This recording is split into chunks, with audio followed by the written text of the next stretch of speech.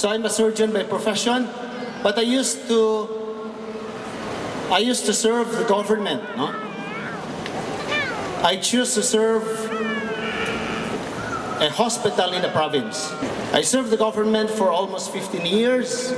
I started in 1992 and ended in 2006. 1992 po hanggang 2003, nandun po ako sa San Jose Occidental, Mindoro. But noong 2003 po, my mother had a problem, heart problem. Okay? Yung mga kapatid ko po, mga nurses sila lahat, pumunta na po sila sa ibang bansa. So wala na po makasama ang aming nanay. My mother had a complete heart block. And she was due for pacemaker insertion. Okay. Dahil wala na pong mag-aalaga sa kanila, we finally decided to go home. Sapagat po kami ay taga-Guimaras. Habang nandun po ako, na-realize ko na anak pala ako ng isang nanay na may sakit sa puso. At ating paniniwala po na pag ang sakit sa puso, ang isang pamilya ay mayroong sakit sa puso, o ang magulang may sakit sa puso, ito po ay napapamana din sa kanyang mga anak. So nag-isip ako na I have to change my lifestyle. So I became interested with the preventive side. Habang nandun po ako nagsiserve, medyo relax naman pang buhay, so I had a chance to took up nursing. In our medical textbook, hindi ko po natutunan ito. So balit, nung nag-take up ako ng nursing, I learned that health is a continuum. It's from death to ultimate health. Okay, what happens is that usually, tayo po, no, yung mga tao, hindi nila binibigyan ng pansin ang kanilang kalusugan kung wala silang nararamdaman, di ba? Sabihin natin, hayaan mo na lang. Pag may sakit tayo, pag may nararamdaman, punta na lang tayo sa doktor. Tama po, yun po ang sinabi ni Rini Dobos. And sabi po niya, to ward off disease or recover from health, men find it easier to depend on the healers than to try a most difficult way of living wisely.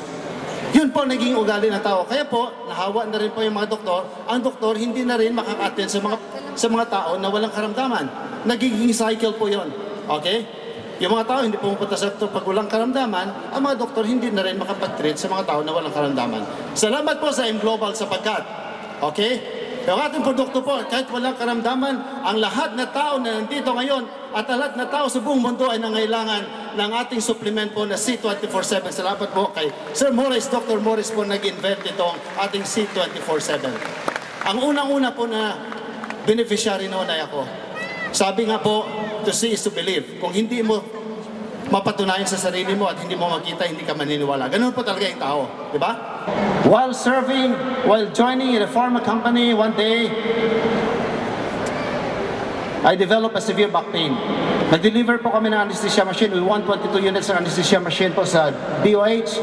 Dineliver ko po sa Zamboanga. Then I started helping them to put the anesthesia machine down from the car, from the van. And then suddenly when I went home, I experienced a severe pain on my back. So I had a consultation in the hospital and I was diagnosed spondylosis at level lumbar 1 and lumbar 2. So the treatment includes rehabilitation exercises, pain medications, food supplements, and my doctor said that the neurospine surgeon from PGH advised me. Sabi niya, subalit kung hindi gumaling likod mo, we have no choice but to conduct operation. Lalagyan po natin ng kalso para hindi po maipit yung spinal accessory nerve ninyo. So ganun po ang advice niya sa akin. Salamat. I changed my lifestyle, I changed my diet. Next slide please. I explored many options. One, I enrolled in a CHIP program in Manila Sanitarium and Hospital, which teaches us to eat fresh foods, avoid highly processed foods as much as possible. You eat fruits and vegetables fresh, sapagkat po yung enzymes ay hindi pa nasisira by heat. Tama po, Doc Morris? And I also explored autologous stem cell. Ang stem cell po ay famous ngayon, di ho ba? Tama. Stem cell, I also trained stem cell so that I will understand fully. Maybe it would help my disc, no? To regenerate. And I also enrolled in naturopathic medicine Corinthian Naturopathic College based in Glendale. So I begin to understand that also there's a practice in the U.S., what we call orthomolecular medicine, believes that in our body there's an optimum level of nutrition. And degenerative diseases, many of the diseases will manifest, the symptoms will manifest if there is an imbalance in that nutrition. Mostly depletion, I believe, because we cannot get anymore the proper nutrition that we expect from the food that we eat because the soil in the first place is already depleted. Is that correct? Yes. Imbalance na po. Basic Filipino diet. What is a basic Filipino diet? Rice and fish, di ba? So ano na makukuha natin? Protein lang at saka carbohydrates. How about the other supplements? Thanks to AIM Global, Nature's Way, because they invented or developed the C24/7, the most complete supplement I can find in the market. Palakpakan po natin. Ituloy niyo po. Mahirap din po mag-prepare ng food, especially kung nag-travel kayo. Kasi nag-improve na po yung symptoms ko. When I go back to my doctor, after taking C24/7, okay, regular ko po, because it's a complete nutrition already, my doctor was surprised. Sabi niya, Doc, wala ka ng symptoms, hindi ka na-operahan. Palakpakan po natin ulit.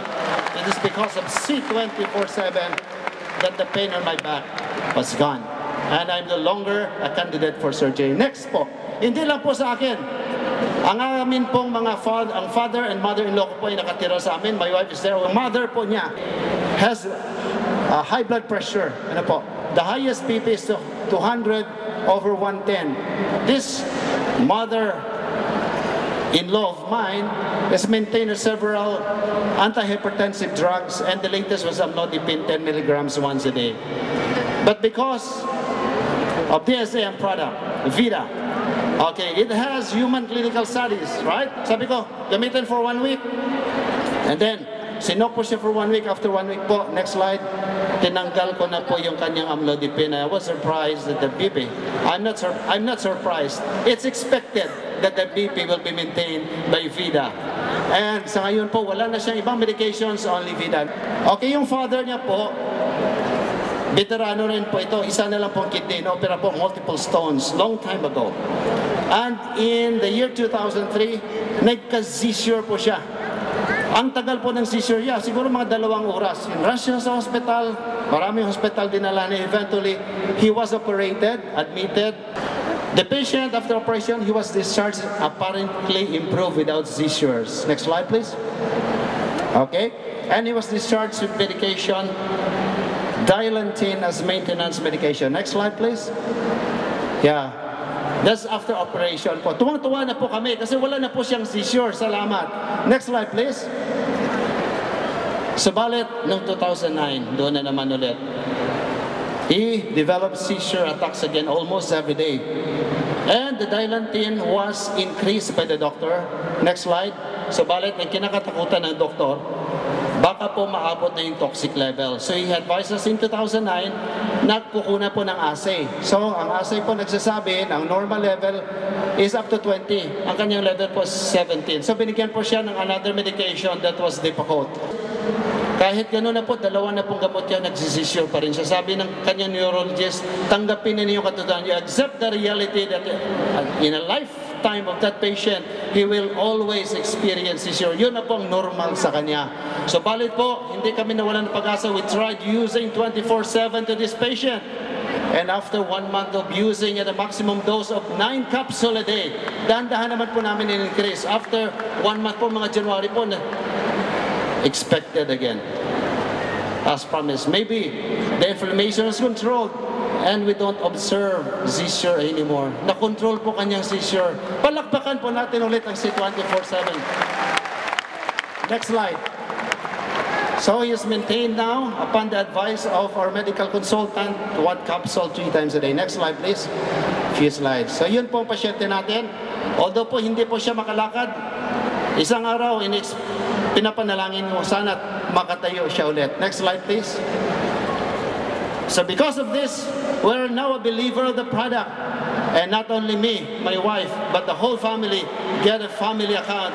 We're all AIM global distributor. The Father of Medicine says, let your food be your medicine and your medicine be your food. Next, the last slide.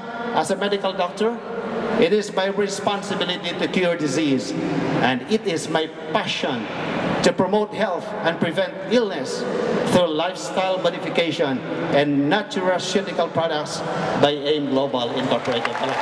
Maraming salamat po.